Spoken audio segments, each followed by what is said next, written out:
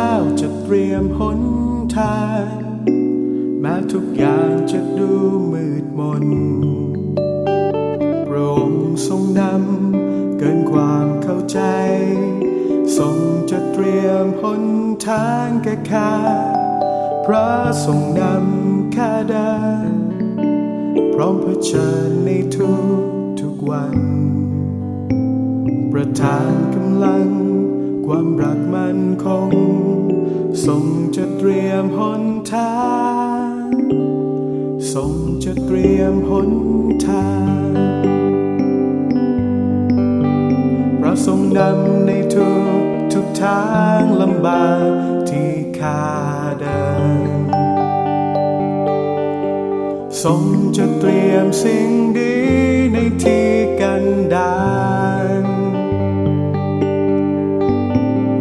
แม้ฟ้าและดินล่วงไปพระสัญญาดำรงคงอยู่ทรงสำแดงอัศจรรย์วันนี้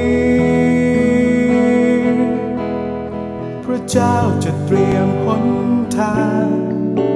แม้ทุกอย่างจะดูมืดมนพระองค์ทรงนำเกินความเข้าใจทรงจะเตรียมหนทางแก่ข้าพระทรงนำข้าเดินพร้อมเผชิญในทุกวันประทานกำลังความรักมั่นคง